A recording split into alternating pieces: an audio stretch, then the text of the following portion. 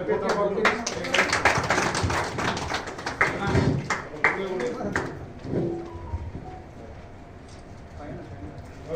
ఆశించా కొంచెం ముందర రండి అన్న ఇద్దరు రండి ఆడ ముందర రండి ఓకే జాగ్రత్త మరి రెడీ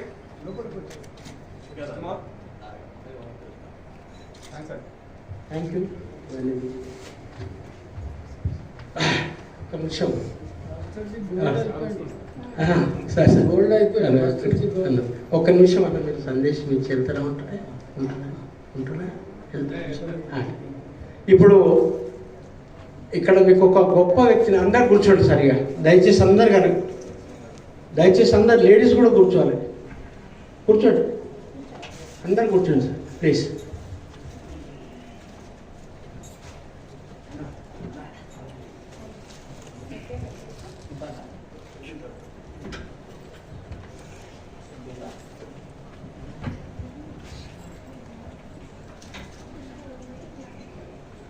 మీకు ఈ యొక్క కార్యక్రమంలో ఒక గొప్ప వ్యక్తిని మీకు అందరికి పరిచయమైన వ్యక్తే అన్న హరినాథ్ బోధి గారు.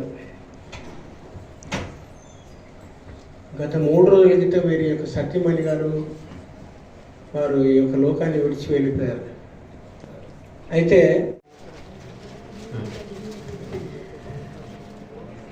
అక్కడ సన్మానానికి మెమోంటో ఉంది కదా, అది సన్మాన పత్రం కదండి, మెమోంటోలు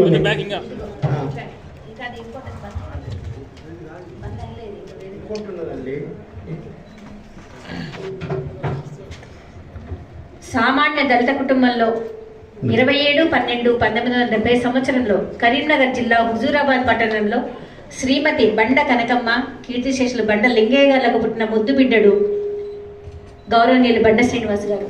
వీరు హుజూరాబాద్ ప్రభుత్వ పాఠశాలలో ప్రాథమిక విద్యను వరంగల్ మరియు హైదరాబాద్లో ఉన్నత విద్యను పూర్తి చేశారు. ఎలక్ట్రానిక్స్ మరియు ఇన్స్ట్రుమెంటేషన్లో బీటెక్ చేశారు. ఉస్మానియా యూనివర్సిటీ నుండి ప్రాచీన భారతీయ చరిత్ర, సంస్కృతి మరియు పురావస్తు శాస్త్రంలో master of arts university rank పొందారు. వీరు ఇలా మరెన్నో డిగ్రీలు పొందారు. 20 సంవత్సరాల ప్రైవేట్ ఇంజనీరింగ్ కళాశాలలో ప్రొఫెసర్గా పనిచేస్తుండగా ఎస్సీ స్టడీస్ సర్కిల్ ఉమ్మడి కరీంనగర్ జిల్లాలో గౌరవ సంచాలకులుగా ప్రస్తుతానికి పనిచేస్తున్నారు. వీరి సారథ్యంలో ఇప్పటికే వేలాది మంది అనేక అంశాలలో తర్ఫీదు పొంది దాదాపు 200 మంది వివిధ ప్రభుత్వ ఉద్యోగాలను పొందారు. ఇలా వీరి కృషి ఫలితంగా అనేక మంది నిరుద్యోగ యువత తమ జీవితాలను తీర్చిదిద్దుకున్నారు. ఇలాంటి వీరి సేవలకు గాను విశ్వజన కళామండలి మరియు మాస్టర్ జీ ఫౌండేషన్ 2024 సంవత్సరం సంయుక్తంగా అందించే తిప్పర్తి గాలమ్మ స్మారక జీవిత సాఫల్య పురస్కారాన్ని శ్రీ బండ శ్రీనివాస్ గారికి అందిస్తున్నందుకు సంతోషిస్తున్నాం.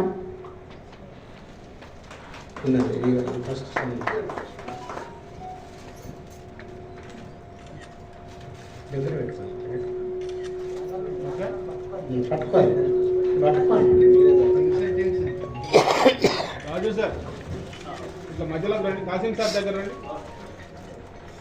Right ready sir. One more లోపల వారు సాధించింది అదాన్ని మాసోత్సవం అన్నారు. అంటే ఈ మాసమంతా ఈరోజు 15వ తారీఖు నుంచి మొదలు పెట్టుకుంటే ఏప్రిల్ 14 వరకు నిరాటంకంగా ఈ ఉత్సవాలు జరుగుతూనే ఉంటాయి. ఆ ఉత్సవాలు సభల రూపంగా జరగవచ్చు, సమావేశాల రూపంగా జరగవచ్చు, లేకుంటే వీధుల్లో జరగవచ్చు, లేదా వాడల్లో జరగవచ్చు, లేదా 10 మంది 20 మంది ఎక్కడ కూర్చొని ఆ విశేషాలను స్మరించుకోవడము, ఆ గాథలను మననం చేసుకోవడము జరుగుతూ ఉంటుంది. ఇదాన్ని మనము స్వాగతిస్తాం. ప్రత్యేకంగా ఈనాడు ఉన్నటువంటి యువతకే కానీ లేదా ఇంకొంత శాతం ఉన్నటువంటి బుద్ధిజీవులకే కానీ మహనీయ యొక్క చరిత్ర అంతగా తెలియదనుకుంటా. వారు చెప్పింది ఏంటో అర్థం కాలేదని కూడా అనుకుంటాం. కాకపోతే మనకు తెలిసిందల్లా ఏంటి అంటే మాస్టర్జీ గారు అంబేద్కర్ గారి గురించి బాగా పాటలు పాడతాడు. సో అంబేద్కర్ ఒక పెద్ద మహానుభావుడు, కాంచీరామ్ గారు ఒక మహానుభావుడు, పూలే గారు లేకపోతే సావిత్రిబాయి పూలే గారు, పెరియార్, నారాయణ గురు, ఇట్లా ఒక 30 మంది 20 మంది మహనీయుల పేర్లు మనం చదువుకుంటూ పోతూ ఉంటాం. కానీ వారి జీవిత చరిత్రలో మనం ఎంతమంది చదివినాం అనేది ఇక్కడ క్వశ్చన్ మార్క్. పేర్లు చెప్పడానికి బాగానే ఉన్నాయి, మాట్లాడితే అంబేద్కర్ గురించి మాట్లాడుతూ ఉంటాం. మరి అంబేద్కర్ సంబంధించిన జీవిత చరిత్రనే కానీ, ఆయన రచనలే కానీ, ఆయన విమర్శనాత్మక వ్యాసాల సంపుటే కానీ, ఆ సంపుటులన్నింటినీ కానీ లేదా ఏ కొంత మాత్రంగా ఎంతమందిని చదివినాం. కాబట్టి ఇప్పుడున్న కథ ఏంటంటే అది మనం చదవడం లేదా ఇక్కడ శ్రోతల రూపకంగా వాటిని వినడం, అది భావి జీవితాలకు ఏ విధంగా వర్తిస్తుందో నిజ జీవితంలో దాన్ని అన్వయించుకోవడం ఈ మాసోత్సవం యొక్క ముఖ్య లక్షణం. ఇక్కడ జరుగుతున్నది ఏంటి అంటే ఒక సాంస్కృతిక ఉద్యమం అనేది అవసరం ఉంది. ఆ సాంస్కృతిక ఉద్యమంలోనే సంస్కరణలు వస్తాయి. ఆ సంస్కరణలే సమాజ హితోదానికి, సమసమాజానికి, కులమతాలు లేనటువంటి, వర్గాలు లేనటువంటి ఒక ఉత్తమ జాతి అభివృద్ధికి అది దోహదపడుతుంది అనేది ముఖ్యంగా ఈ మాసోత్సవాల యొక్క ఉద్దేశం. మరి బాగా మనం చెప్పుకుంటా ఉంటాం ఏంటి, వర్ణ వ్యవస్థ అనేది ఒకటి ఉంది. అది బ్రాహ్మణీయ వర్ణ వ్యవస్థ. ఆ వర్ణ సంకరం కూడా కాకుండా వాళ్ళు చూస్తూ ఉంటారు. ఈ వర్ణ వ్యవస్థ ద్వారానే ఇప్పుడున్నటువంటి మన కులాల మధ్యనే కానీ లేకుంటే వర్గాల మధ్యనే కానీ సమాజం లోపల అనేక అంతరాయాలు ఉన్నాయి. కాబట్టి ఆ యొక్క వర్ణాశ్రమ ధర్మాలను కూడగొట్టాలి అనేది అందరం చెప్తా ఉంటాం. అసలు వర్ణాలంటే ఏంటి అనేది మనం ముందు చూసుకోవాలి. అక్కడి నుంచి స్టార్ట్ అవుతుంది. అంటే ఒక శ్లోకం, చతుర్వర్ణం మాయా సృష్టి గుణకర్మ విభాజయే. గుణాలను బట్టి మనుషులను నేను 4 వర్ణాలుగా సృష్టించిన. అంటే ఆ యొక్క మనుధర్మ శాస్త్రం లోపల వారు చెప్పుకున్నది ఏంటంటే మనుషులు 4 వర్ణాలుగా పుట్టించబడ్డాడు బ్రహ్మదేవుని దగ్గర. ఏ వర్ణం ఎక్కడి నుంచి పుట్టింది అంటే వాళ్ళు చెప్పుకున్నారు, రాసుకున్న ఆయన వాళ్ళే బ్రాహ్మణులు కాబట్టి వాళ్ళు మహామేధావులని బ్రహ్మ యొక్క తల నుండి పుట్టిందని రాసుకున్నారు. వాళ్ళంతా కూడా బ్రాహ్మణులు, అంటే ఉచ్చ జాతికి సంబంధించినటువంటి మానవులు. రెండవ వర్గం ఇక్కడ ఈ దేశాన్ని పరిపాలించిన వాళ్ళు ఆ కాలం లోపల క్షత్రియులు, రాజు. సో క్షత్రియ వంశం అంతా కూడా బ్రహ్మకు సంబంధించినటువంటి ఈ భుజస్కంధాల నుంచి పుట్టిరు కాబట్టి బాగా బలవంతులు, వాళ్ళు పరిపాలించేందుకు అర్హులు అని ఇంకో వాట. తర్వాత ఇక్కడ ఉన్న సంపద అంతా కూడా ఇవి వైశ్యుల దగ్గర ఉన్నారు కాబట్టి ఆ వైశ్యులనే వాళ్ళు బ్రహ్మ యొక్క కడుపుల నుంచి పుట్టారు కాబట్టి సంపదకు వాళ్ళు వారసులు. ఈ మనం చూసుకుంటే ఏంటంటే బ్రాహ్మణ, వైశ్య, క్షత్రియ ఈ 3 వర్ణాలకు సంబంధించిన వాళ్ళే ఉత్తమ పురుషులు. మిగతా వాళ్ళందరూ ఎక్కడి నుంచి జన్మించిండ్రు అంటే మిగతా వాళ్ళందరూ కూడా బ్రహ్మ యొక్క పాదాల నుంచి జన్మించారు. వీళ్ళను శూద్రులు అన్నారు. ఈ మిగతా కులాలన్నీ దాంట్లోకే వచ్చాయి. సబ్ కులాలు, మిగతా అన్ని బహుజనులు మీరు అనుకున్నటువంటి అన్ని కూడా ఈ 3 తప్ప మిగతా అంతా కూడా పాదాల నుంచి పుట్టింది. అయితే మరి ఏం చేయాలంటారు అంటే ఈ 10-12% ఉన్నటువంటి ఈ 3 వర్ణాలకు ఈ శూద్ర వర్ణం అనేది సేవ చేస్తందుకే పుట్టిండ్రు అనేది మన ధర్మశాస్త్రం. ఇది మనం అర్థం చేసుకోవాలి. మన ధర్మశాస్త్రాన్ని మనం కాలబెడుతున్నాము, మన ధర్మశాస్త్రాన్ని మనం వ్యతిరేకిస్తున్నాము, మన ధర్మశాస్త్రాన్ని మనం ఎక్కడ ఖండిస్తున్నాము. ఎందుకు ఖండిస్తున్నాము అంటే దీనికోసం ఖండిస్తున్నాం. దాంట్లో మళ్ళీ మొదలు పెట్టిండ్రు. అయినా మరి ఈ శూద్ర జాతి అనేది ఈ 3 వర్ణాలకు మాత్రమే ఎందుకు సేవలు చేయాలి అంటే దానికి మళ్ళొక లింకు పెట్టారు, కర్మ సిద్ధాంతం. అయ్యా నువ్వు పూర్వజన్మలో అనేక తప్పులు చేసినావు, ఆ పాపాలకు నువ్వు ప్రాయచిత్తంగా నేను శూద్రుడిగా పుట్టించిండు దేవుడు.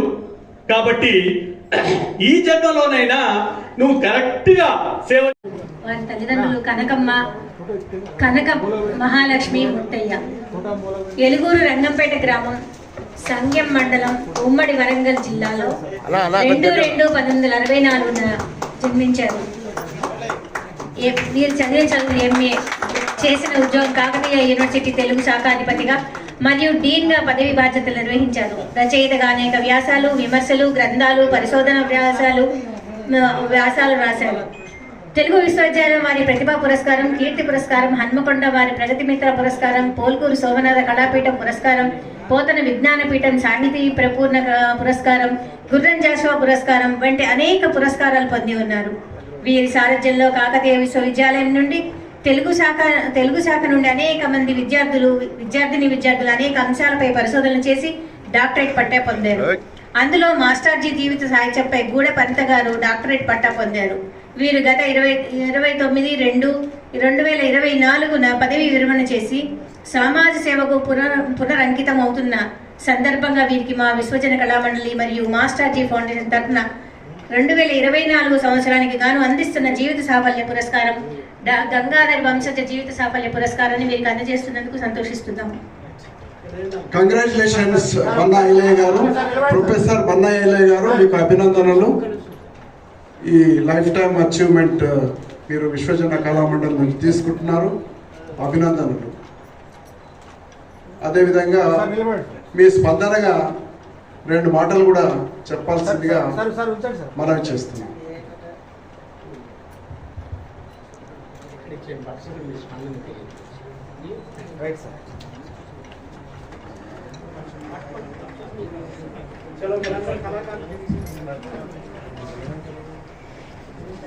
విశ్వజన కళామండలి మాస్టర్జీ ఫౌండేషన్ వారు నాకు ఇచ్చిన ఈ జీవిత సాఫల్య పురస్కారం, దీన్ని శ్రీమతి గంగాధరి ప్రమీల చైర్పర్సన్ మాస్టర్జీ ఫౌండేషన్ వారి ఆధ్వర్యంలో వారి సౌజన్యంతో ఇచ్చారు. అందుకు మొదట వారికి కృతజ్ఞతలు తెలుపుతున్నాను. నేను కాకతీయ విశ్వవిద్యాలయంలో 36 సంవత్సరాలు బోధనా వృత్తిలో అంటే ప్రొఫెసర్గా పనిచేసి మొన్న ఫిబ్రవరి 29, 2024 నాడు రిటైర్ అయ్యాను.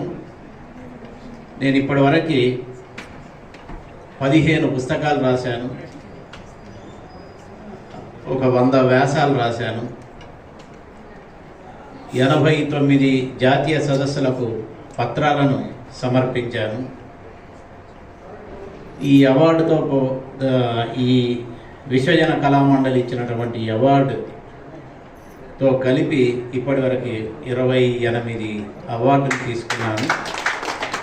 దాంట్లో ప్రభుత్వం ఇచ్చిన అవార్డులు ఉన్నాయి, ప్రైవేట్ సంస్థలు ఇచ్చిన అవార్డులు కూడా ఉన్నాయి. నేను రాసినటువంటి నిప్పు కణిక అనేటువంటి bilingual language poem central university MA Telugu విద్యార్థులకు పాఠ్య పుస్తకంగా ఇప్పుడు నిర్ణయింపబడింది. చదువుతున్నారు ఒక 5 సంవత్సరాల నుంచి. అట్లాగే అదే నిప్పు కణిక శాతవాహన విశ్వవిద్యాలయం కరీంనగర్ MA విద్యార్థులకు పాఠ్య పుస్తకంగా కూడా ఉంది. అది గత 3-4 సంవత్సరాల నుంచి దాన్ని చదువుతున్నారు. అట్లాగే autonomous college SR and BGNR Khammam కళాశాలలో MA తెలుగు విద్యార్థులు నిప్పు కణికను పాఠ్యపుస్తకంగా చదువుతున్నారు.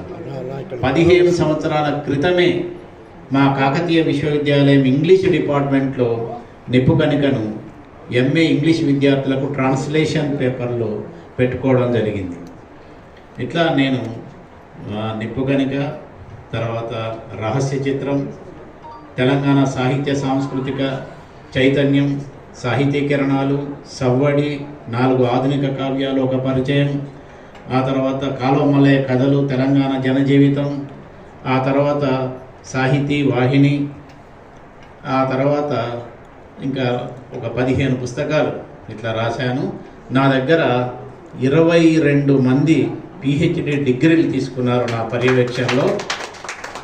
ఇంకొక 3 సబ్మిషన్కు సిద్ధంగా ఉన్నారు. దాంట్లో ఒకరు సబ్మిషన్ చేశారు, ఇంకో 2 త్వరలో సబ్మిషన్ చేస్తారు. అన్ని ఫార్మాలిటీస్ పూర్తి కూడా అయిపోయాయి.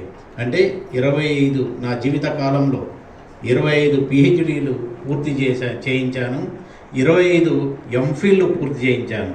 అంటే మొత్తం 25 అంటే 50 పరిశోధన గ్రంథాలు విశ్వవిద్యాలయానికి సమర్పించి డిగ్రీలు తీసుకున్నారు.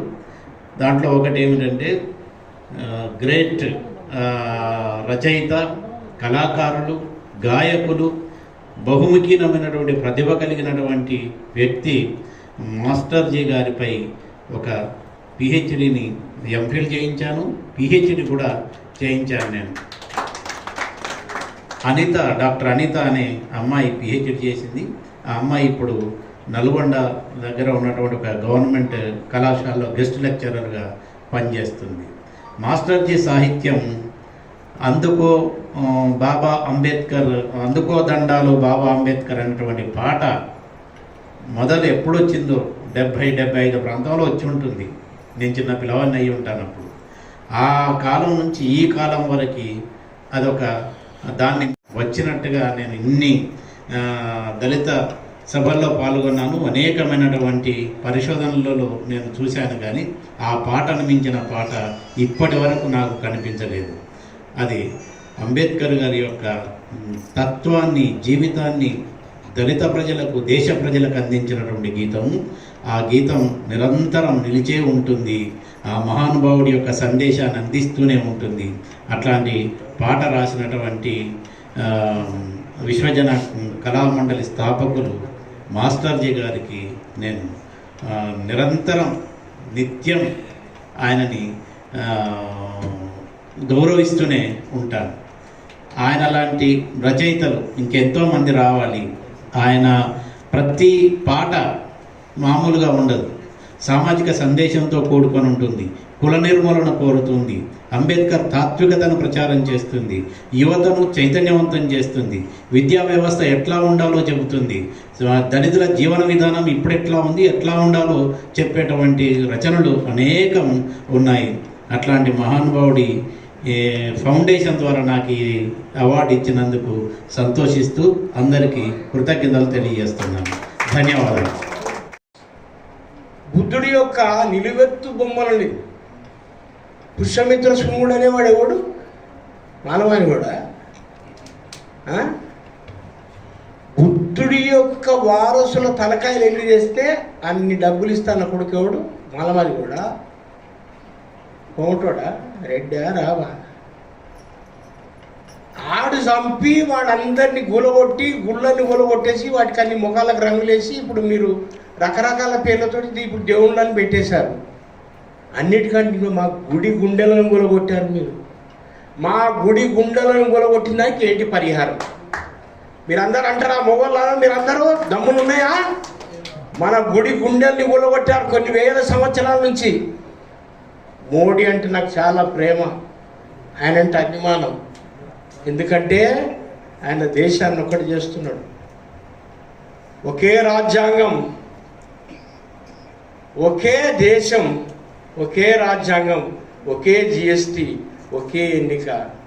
అదేవిధంగా ఆయన నిజాయితీగా ఒకే కులాన్ని పెడితే ఆయన నిజమైనటువంటి దేశభక్తి. పెడితే బాపన కులం అన్న పెట్టు, పెడితే బంగీ కులం అన్న పెట్టు, అంటే పాకి పని చేస్తుంది. ఇన్ని కులాలు వద్దు సార్, మాకు 3600 కులాలు ఎందుకు మోడీజీ? ఈ దేశం ఒకటి, ఈ రాజ్యాంగం ఒకటి, ఈ దేశంలో ఎన్నికలు ఒకటి, జిఎస్టీ ఒకటి, కులం కూడా ఒక్కటి పెట్టు. మాకు జన్యం అన్నవి లేకుంటే పార్టీ పనిచేసే సీపురగట్ట పియూడిసి సీపురగట్టనని ఈ రెండు పెడితే నిన్ను అందరం నిజంగా నమ్ముతామని తెలియజేసుకుంటూ ఈ దేశవాసులం మేము రెండేళ్ళ కళాకారులు గాయకులందరికీ రావాలి. ఈ దేశవాసులం మేము వచ్చినటువంటి మిత్రులందరికీ పార్టిసిపేషన్ కోసం పాపం అందరు పాటలు పాడేవాళ్ళు రా జరిగే శ్రీనివాస్ అందరూ ఒక్క నిమిషం ఏమనుకోదు మిమ్మల్ని బాగా అట్లా కూర్చోండి అట్లా కూర్చోండి. ఈ దేశవాసులం మేము విభీషణాదులము కాము. ఈ దేశవాసులం మేము విభీషణాదులం కాము. ఈ దేశవాసులం మేము విభీషణాదులము కాము. ఈ దేశవాసులం మేము విభీషణాదులం కాము. మాతృభూమిని ప్రేమించే ముద్దు బిడ్డలం మేము. ఈ మాతృభూమి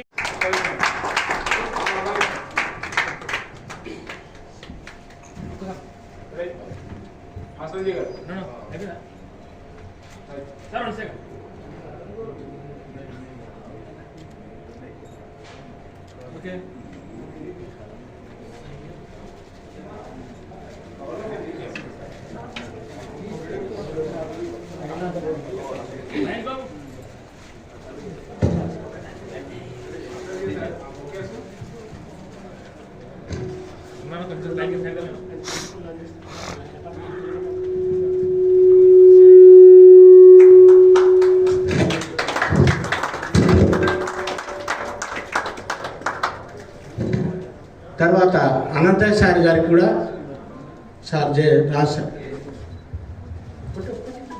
వైషా మధ్యలోకి తిరగండి సార్.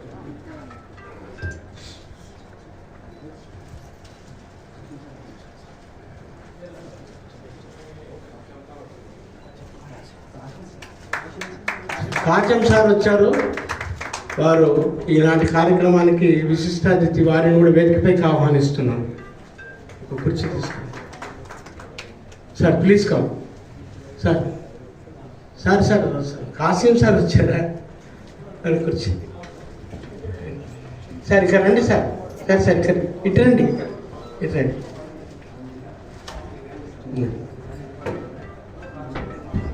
కాసిం సార్ గారిని కూడా సత్కరిస్తారు సార్.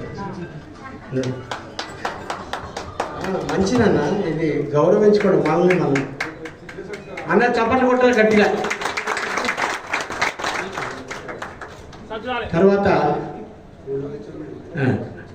తర్వాత మా కార్యక్రమానికి ఆదిలాబాద్ నుండి వచ్చినటువంటి నా శ్రేయభిలాషి మిత్రుడు కళామండలి వెల్విషర్ ఫైవ్ సర్కార్ గారిని కూడా వారు సన్మానం చేస్తారు.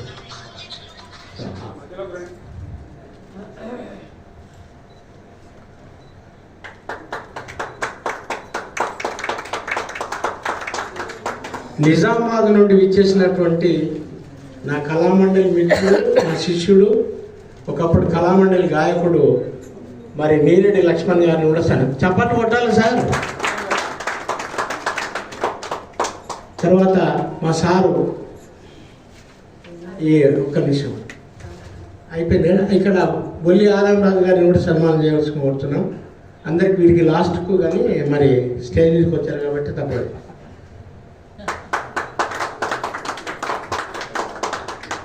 ఇప్పుడు ధనలక్ష్మి వచ్చి శ్రీమతి జి ప్రమీల గారిని శాలువతో సత్కారం చేస్తారు.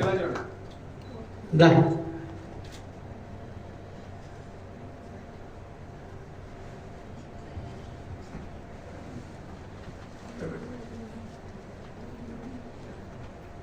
అదేవిధంగా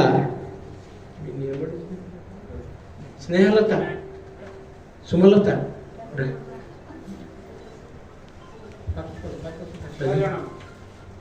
సుమలత గారు వచ్చేసి వ్యాఖ్యాత శాంతకుమారి గారికి శాలువలు కప్పుతారు. అందరు శాలువలు కప్పుకొని ఉండాలి సార్. అమ్మ బొకేలు తీసుకురండి, బొకేలు తీసుకురండి.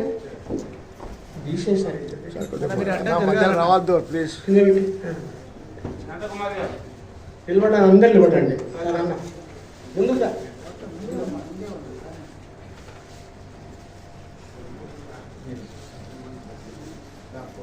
ఫస్ట్ మొట్టమొదలు బొక్కెతోటి మా రాజు సార్ గారిని మా ధనలక్ష్మి గారు అభినందిస్తారు. తర్వాత శృతిరా పెట్టు, స్నేహలత, సుమలత. ఇప్పుడు వచ్చేసి అనంతయ్య సార్ గారికి మన హరినాథ్ బోధి గారికి, తర్వాత నూరామ అనంతయ్య సార్ గారికి వచ్చి సుమలత.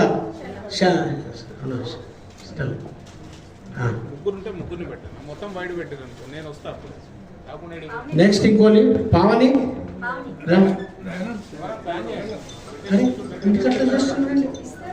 ఉన్నాయండి, 20 ఉన్నాయి. శాంతకుమారి గారికి లేడీ. చివరకు నీరెడ్డి లక్ష్మణ్ గారికి ఏమన్నారా రండి మీరు ఒక్కరు. ఆయన సార్కి తెల్ల అనంతయ్య సార్కి ఇచ్చారా? అనంతయ్య సార్కి ఇచ్చారా? నెక్స్ట్ సార్ సలీం సార్, మన సార్ కాసిం సార్, తర్వాత హరినాథ్ బోధ్ గారికి ఏమన్నా హరినాథ్. అరే అక్కడ పెట్టండి సార్, ఎందుకు ఇది చేస్తున్నారు? అది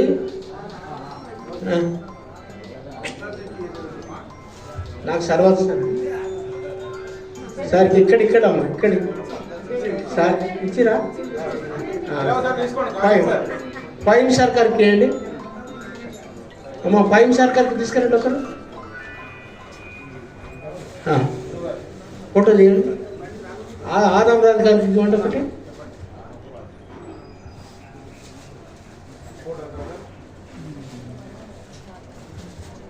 ఇప్పుడు నాకు మా మాయంగా కనిపిస్తాయి. ఇవాళ మనం ఆలోచిస్తున్నాం కానీ 30 ఏళ్ల కిందట ఇట్లాంటి గొప్ప ఆలోచన చేసి సాహిత్యాన్ని సృష్టించారు వారు. ప్రతి రాజకీయ ఉద్యమానికి ఒక సాంస్కృతిక ఉద్యమం ఉంటుంది. సాంస్కృతిక ఉద్యమం జరగకుండా రాజకీయ ఉద్యమం విజయవంతం కాదు. మన కళ్ళ ముందే చూశాం. ప్రత్యేక తెలంగాణ ఉద్యమాన్ని ఆరిపోకుండా నిప్పు రవ్వలాగా వెలిగించింది ఇక్కడి సాంస్కృతిక ఉద్యమమే. ఇక్కడ కూర్చున్న వాళ్ళందరి మన అనుభవంలో ఉంది. రాజకీయ నాయకులు తమ పంతాన్ని మార్చుకున్నప్పుడల్లా, తమ అవసరాల కొద్దీ తెలంగాణ నినాదాన్ని ముందుకు తీసుకొచ్చినప్పుడల్లా దాన్ని ఎప్పటికీ అట్లా కాపాడింది కవులు, కళాకారులు. ఆ ఉద్యమాన్ని ఉన్నత స్థాయికి తీసుకెళ్ళింది విద్యార్థులు. కనుక ఇట్లా చూసినప్పుడు 1920లో తెలంగాణ ప్రాంతంలో మీర్ ఉస్మాన్ అలీ ఖాన్ నిజాముగా ఉన్న రోజుల్లో రాజకీయ ఉద్యమ నిర్మాణం కావడానికి ఒక 10 సంవత్సరాల ముందే ఇక్కడ సాంస్కృతిక ఉద్యమ నిర్మాణం అయింది. భాష కోసం, తెలంగాణ ప్రజల ఆత్మగౌరవం కోసం భాష. కోటిలో ఉన్న వివేకవర్ధిని ఇప్పుడు అది కాలేజ్, అప్పుడు స్కూల్గా ఉండేది. ఆ వివేకవర్ధిని కాలేజీలో, స్కూల్లో సభలు జరిగాయట. ఆ సభలు జరిగినప్పుడు హిందూ సంస్కార సభలు అవి. దానికి ప్రొఫెసర్ కార్వే అనేటటువంటి ఆయన అధ్యక్షత వహించాడు. సభలు అయిపోయిన తర్వాత తీర్మానాలు ప్రవేశపెట్టారు. ఆ తీర్మానాల మీద అక్కడ కూర్చున్న ప్రతినిధులు మాట్లాడాలి. రకరకాల భాషల వాళ్ళు ఉన్నారు ప్రతినిధులు. ఎందుకంటే తెలంగాణ రాష్ట్రం అప్పుడు హైదరాబాద్ స్టేట్ కనుక హైదరాబాదులో తమిళులు ఉన్నారు, కన్నడీయులు ఉన్నారు, మలయాళం వాళ్ళు ఉన్నారు, హిందీ వాళ్ళు ఉన్నారు, మరాఠీ వాళ్ళు ఉన్నారు, అన్ని ప్రాంతాల వాళ్ళు. ఇప్పటికీ ఈ సంస్కృతి మనకు హైదరాబాద్లో కనిపిస్తుంది. అన్ని భాషల వాళ్ళు ఆ తీర్మానాల మీద ఎవరి భాషలో వాళ్ళు మాట్లాడారు. తమిళం, కన్నడం, మరాఠీ, హిందీ, ఇంగ్లీష్, ఎవరి భాష వాళ్ళు. మరి ఎవరి భాషలో వాళ్ళు మాట్లాడినప్పుడు తెలుగు వాళ్ళు కూడా ఉంటారు కదా సహజంగా. నిజానికి 74% ప్రజలు తెలుగు వాళ్ళే ఆ రాష్ట్రంలో, హైదరాబాద్ రాష్ట్రంలో. ఆలం వెంకట్రామారావు అనేటటువంటి ఆయన హైకోర్టు అడ్వకేట్. ఆయన వచ్చి తెలుగులో మాట్లాడాడు. వేదిక మీద తెలుగులో మాట్లాడితే అక్కడ ఉన్నటువంటి సభలో ఉన్న వాళ్ళందరూ నవ్వారట. ఏ తెలింగి ఏ బెడింగి అని నవ్వారట, అవమానించారట. ఆ అవమానానికి గురైనటువంటి వీళ్ళు తెలంగాణ ప్రాంతంలో 74% మంది ప్రజలు తెలుగు మాట్లాడే వాళ్ళు ఉన్న చోట నేను తెలుగు మాట్లాడితే నన్ను అవమానించారు, మనల్ని అవమానించారు తెలుగు వాళ్ళు. ఉర్దూ మాట్లాడే వాళ్ళు 14%, మిగతా భాషలన్నీ కలిపితే 2%. మరి ఇట్లాంటి పరిస్థితుల్లో ఈ హైదరాబాద్ స్టేట్ ప్రజల అస్తిత్వం ఏమిటనే ప్రశ్న ముందుకు వస్తే అప్పుడు వాళ్ళు ఆంధ్ర జనసంఘం అని సంఘం పెట్టుకున్నారు. వెంకటరామారావు, మాడపాటి హనుమంతరావు, సురవరం ప్రతాపరెడ్డి వీళ్ళందరూ కలిసి ఒక సంఘం పెట్టుకున్నారు, ఆంధ్ర జనసంఘం దాని పేరు. వాళ్ళ కార్యకలాపాలు ఏమిటంటే భాషను ప్రచారం చేయటం, చిన్న చిన్న పాటలు రాయటం, చిన్న చిన్న పద్యాలు రాయటం, పద్యాలు రాసి తెలంగాణ ప్రజల ఆత్మగౌరవాన్ని చెప్పడమే వాళ్ళ కార్యక్రమం. దీని ప్రచారం ఆధారంగా 1930లో కమ్యూనిస్టు పార్టీ ఆనాడు ఆంధ్ర మహాసభను పెట్టింది. ఒక 10 సంవత్సరాలు సాంస్కృతిక ఉద్యమం నడిచిన తర్వాత ఆంధ్ర మహాసభ అనే ఒక రాజకీయ కార్యక్రమం వచ్చింది. ఈ ఆంధ్ర మహాసభ అనే రాజకీయ కార్యక్రమాన్ని కూడా ప్రజల్లోకి విస్తృతంగా తీసుకెళ్లాలంటే మళ్ళీ సాంస్కృతిక ఉద్యమమే అవసరం వచ్చింది. ఒక బండి యాదగిరి, సుద్దాల హనుమంతు, నాజర్ బుర్రకథ పాటలు పాడటం, రాజకీయ అంశాన్ని సిద్ధాంతాన్ని పాటల రూపంలో ప్రజల్లోకి తీసుకెళ్లి ప్రచారం చేశారు నైజాంకు వ్యతిరేకంగా. అట్లా 1946 నుంచి 52 వరకు తెలంగాణ రైతాంగ సాయుధ పోరాటం నడిచింది. ఆ పోరాటంలో పాట వహించిన పాత్ర అద్భుతమైంది. తెలంగాణ విముక్తి జరిగింది, భారతదేశంలో విలీనమైంది. ఆ తర్వాత మళ్ళీ నక్సల్బరీ మూవ్మెంట్ వచ్చింది 67లో. నక్సలైట్ మూవ్మెంట్ ప్రచారం చేయాలంటే మళ్ళీ సాంస్కృతికోద్యమమే అవసరం వచ్చింది.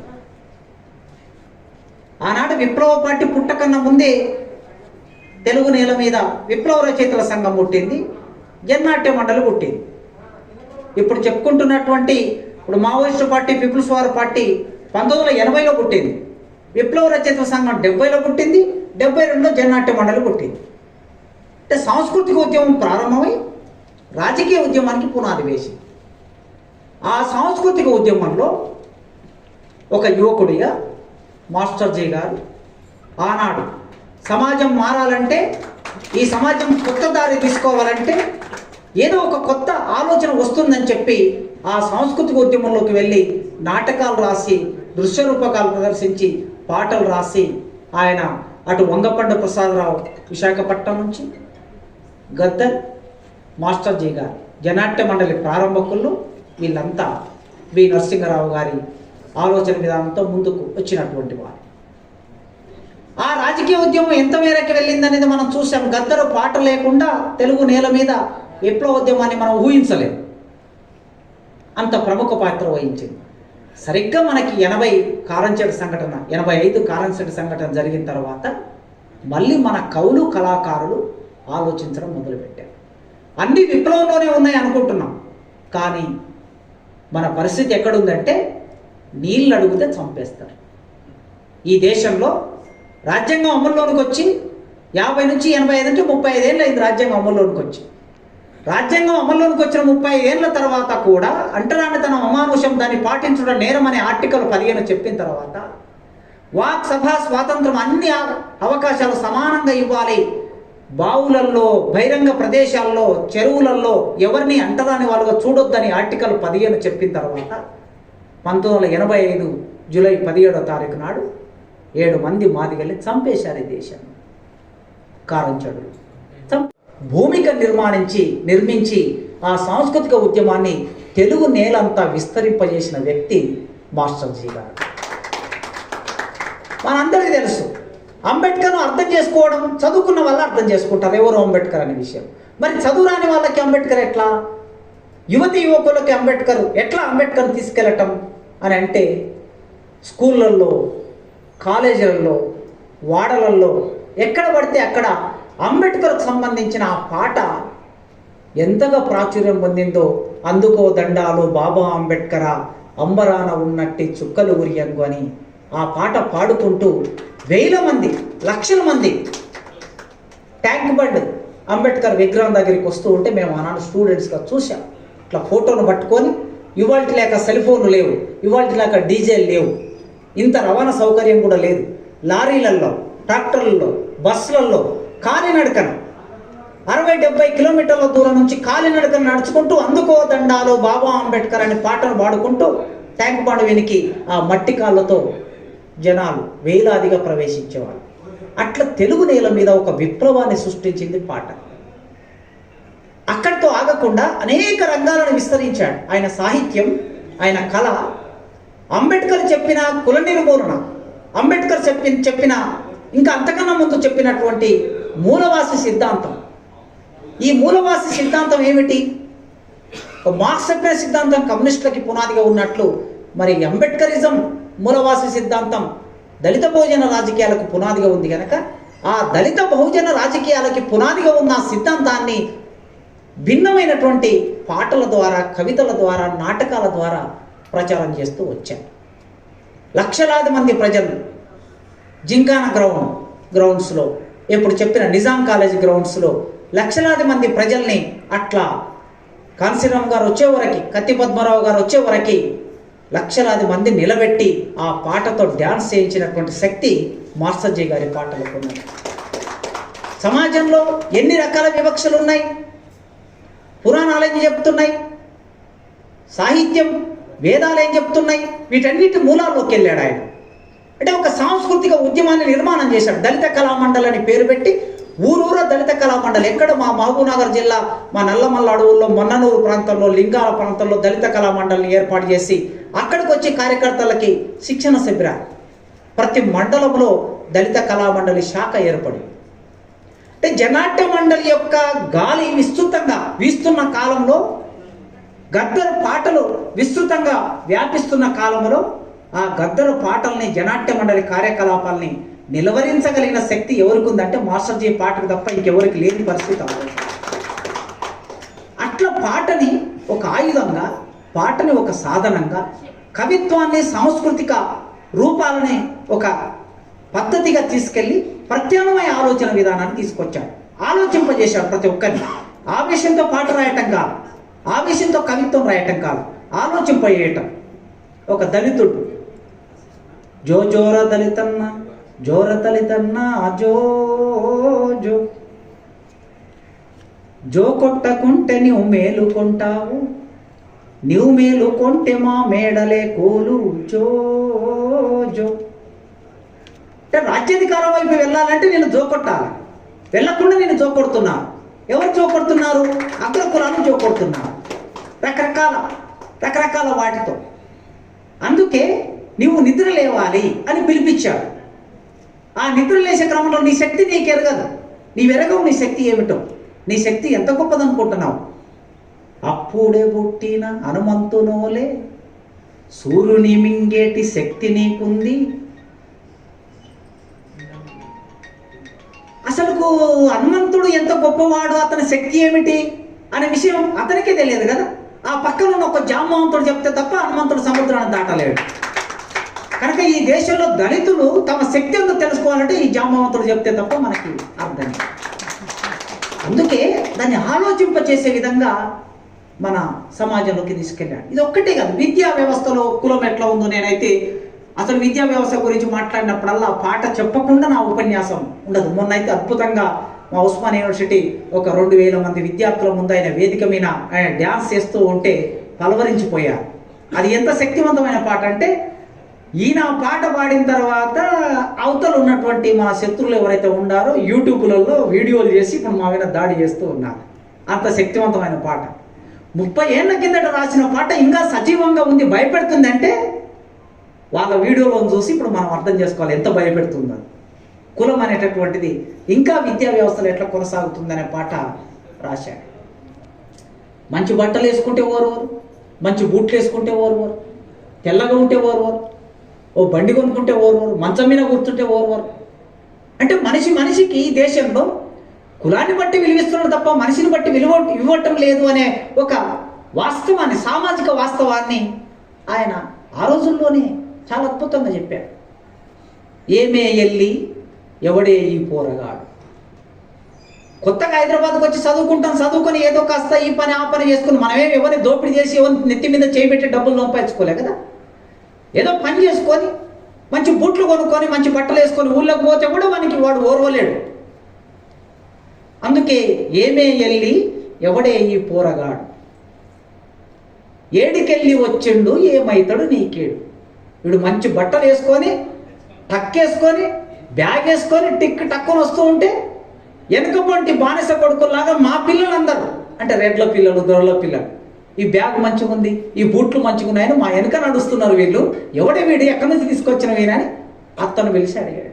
అయ్యా దోరా, మా అన్న కొడుకు పట్నపోడు, బతుకమ్మ పండుగ ఈడ బాగా జరుగుతుందంటే బంసి చూడ వచ్చండు బాంచన్ని కాల్మొక్కుతా. చూడండి, ఒక దృశ్య రూపం చేయటం అనేది కేవలం పాట రాయటమే కాదు, పాటలో 2 పాత్రలు పెట్టి 3 పాత్రలు పెట్టి రాయటం అనేది సాధారణ రచయితకి సాధ్యమయ్యే పని కాదు. మనం ఎదుటి మనం విమర్శిస్తూ రాయటం ఒక పద్ధతి, విమర్శిస్తూ రాస్తారు, ఎత్తిపొడుస్తూ రాస్తారు, ఒక క్యారెక్టర్ అవతల వైపు ఉంటుంది. కానీ ఏకకాలంలో సంభాషణ చాతుర్యంతో ఒక పాట రాయటం అనేది ఇటు దొర ఉంటాడు, ఇటు అత్త ఉంటుంది, అటు అల్లుడు ఉంటాడు.